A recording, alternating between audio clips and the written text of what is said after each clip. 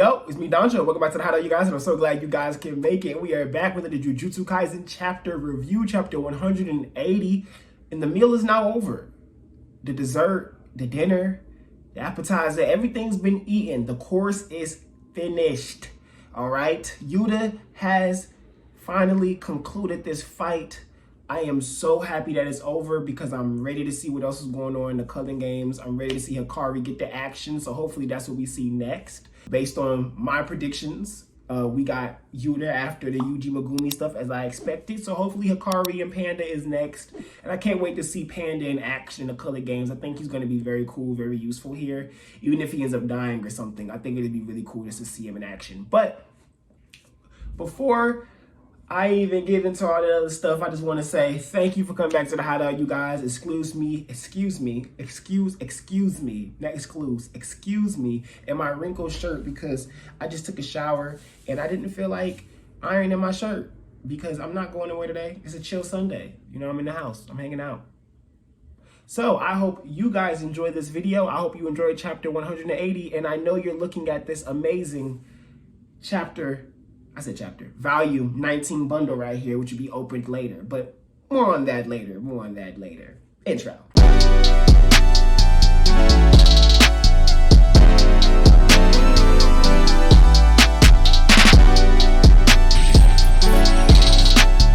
I had to bring the calendar closer for y'all, you know what I'm saying, people? But anyway, so chapter 180 was exactly what I wanted. It was just a smoke chapter. There was nothing deep about this chapter. There was nothing really esoteric or anything I need to be dived into, other than the fact that the beginning of this chapter was absolutely crazy, going with 3 back-to-back spreads from Gege. Gege was going wild with that. That was just insane. No wonder there's a break next week, and Gege has a high fever, so hopefully Gege starts feeling better, and you know what I'm saying, you know, they come back feeling like they can really move comfortably, not because they're being forced to. But let's move on past those sentiments. First and foremost, I would like to say about the chapter itself, you guys, is that Yuta versus Ryu ended better than I expected it to end. I thought the fight would end kind of anticlimactic for me personally. I love the hype in Jujutsu Kaisen, but if you guys know me, has been following me, the hype isn't what gets me going in Jujutsu Kaisen. It's the lore and it's the character interactions, and that's really any series, but for Jujutsu Kaisen they do a really good job with that stuff, so that's really what gets me hyped. So, and the character interaction between Ryu and Yuta was much better than I expected in this chapter. Way better than I expected in this chapter, and it impressed me.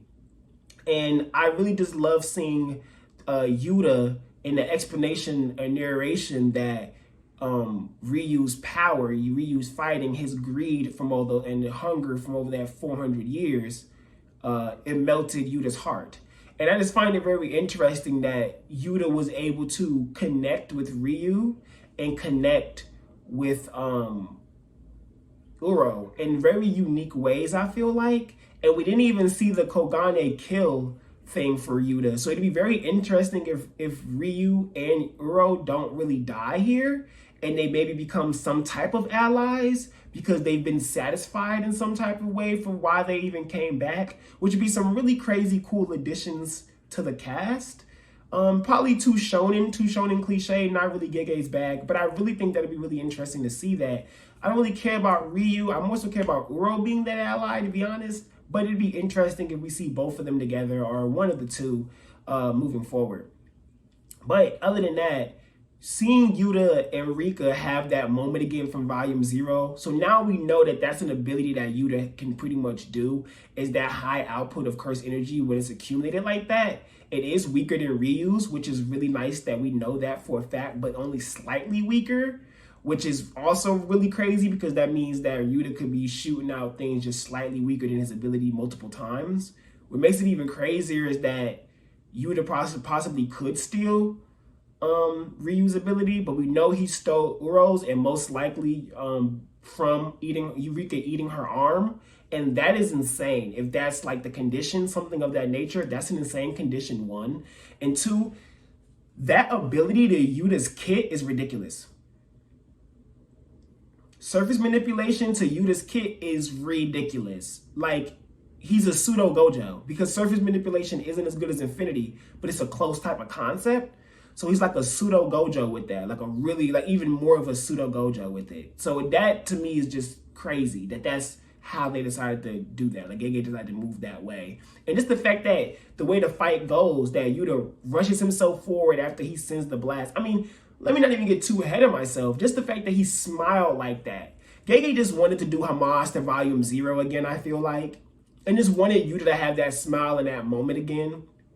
I think that was very beautiful that Gege decided to do that. And just the explanation, which I think was much better than the unofficials, the explanation of Yuta doesn't see meaning in fighting. And that matches his personality. Yet, like, he does not see meaning in fighting. But that, like I said, that greed from Ryu, it melted his heart. He was able to really understand who Ryu was through fighting him, which is what caused that heart melt, narration to be given.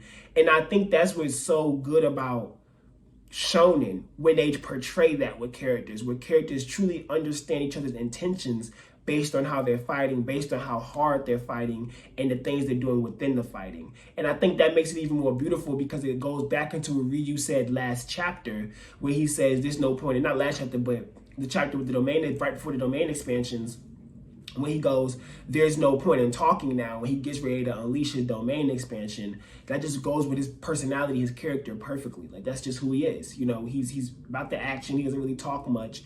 And even when he explains himself, it doesn't make sense.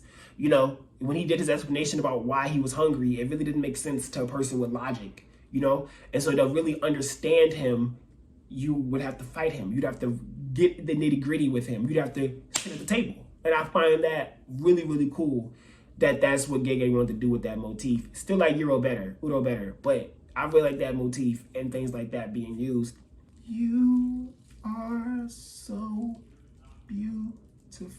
Oh.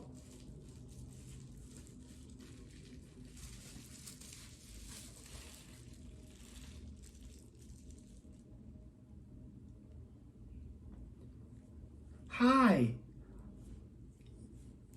He's doing a good job, right? He's doing a good job? Good. I'm glad. Yeah. Sorry, I was watching. Did you subscribe yet to Danchou's Hideout? You should subscribe to Danchou's Hideout. You should. I don't care about y'all, bro. You are so... Go back to the video and subscribe to Danchou's Hideout. And just the way that Yuta's just better. like Yuta's just better than Ryu. Like, when I say that, I'm not saying Ryu's weak by no means at all. But imagine Yuta and nobody else involved, and Ryu and Yuta scrap. Ryu's done. He's cooked.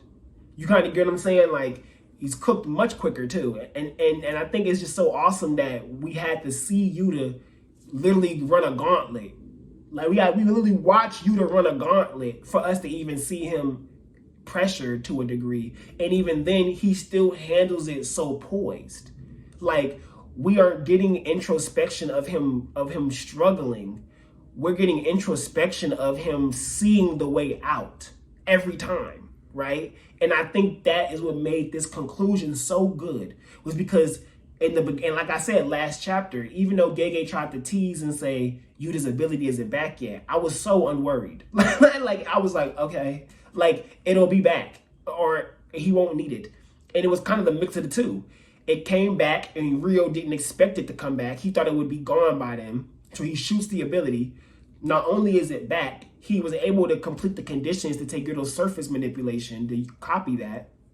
So he uses it, manipulates the surface, launches it in the air, and then, what's the name of it? Rika comes in with first of all, the Rika punch down and Yuta doing the punch like this and Rika following and doing it like she's a stand. That was really cool.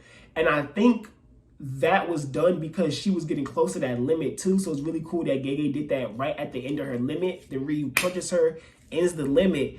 And then Yuta doesn't care. Like, this is what's so interesting, because even Ryu goes, oh, even after you gave out that last drop, you wasn't really at your last drop. Because remember, Yuta don't have hands.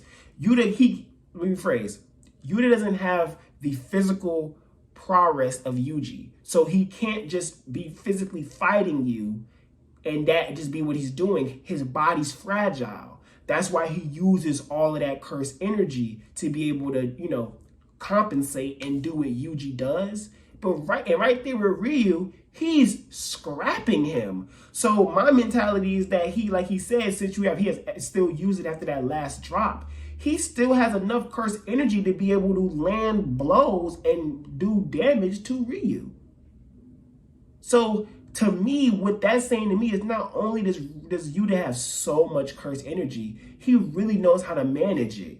How many times do we see him do reverse curse technique? Multiple times. Not even to the level of it being shown to us he used it. We just know he had to have used it because 1 second his hand was blown off, the next second it wasn't, right? So we know he was using it. So the fact that he's able to manage like that is incredible. I'm so impressed by him and how far he's come.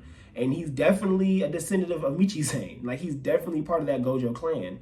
And I really do love that he isn't this super boastful character either. He's so humble. So when he does defeat Ryu at the end there, he's smiling at him.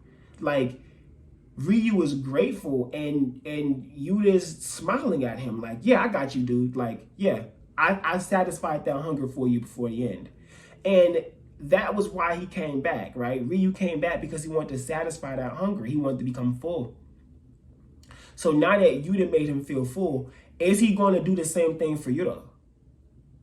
Is he going to do the same thing for Euro? Is he going to now give Euro that satisfaction where she may be thinking her arm gone and she pissed and mad and all that stuff and she hate the Fujiwara clan and she want to be known? What if he pop up and be like, heal her arm and be like, I'm not with the Fujiwara clan, I'm a Michizane, and you know what I'm saying? I ain't got nothing to do with none of that, but etc, etc, etc. I feel like there's things that could be done there that could really lead these characters to being more, whether it be Ryu, Euro, or both, like I said before, not to rehash. But I think that's where this is leading, or at least seeing that there is no animosity between these characters maybe at the end, or maybe one of them will curse the other one, you know, curse each other, just like Reggie did Megumi. We'll have to see. But like I said, this fight was just so good. The ending was so phenomenal. I loved everything about it. I know a lot of people probably wanted me to talk more about the choreography. The choreography was really good. I was so impressed by all of that. And Gega's choreography is second to none right now, I feel like, in Jump. But I really just think that the feeling behind this chapter was so good. And I just wanted to make sure I talked about it. So yeah, I hope you guys like this chapter discussion. Thanks for coming back to the Hideout, you guys. The videos have been doing really good recently, surprisingly. And you guys have been in the comments like going crazy. And I really appreciate that. And I hope you guys keep it up, because we love that. We love that here at Danchou's Hideout. And join the Danchou Hideout Discord so you can hang out with us and talk and chill, and we do all type of fun things there. And follow me on Twitter where you'll see me post about this amazing thing I'm about to unwrap, because I'm so excited to unwrap it. Oh my God. I'm not going to make a video because there's no point, I feel like, but I'm so excited oh my God, I'm about to make so many posts. If it's really cool stuff, maybe I will do like a video recording showing y'all what the stuff is, but I'm so excited right now. Oh my gosh. But thank you guys so much for coming back to the Hideout. I appreciate everything you guys do. And if you like Jakia Kuda, make sure you look out for my Jakia Kuda videos, because I'm doing those too. But all right, it's your boy Danchou. Enjoy the rest of your day. Peace.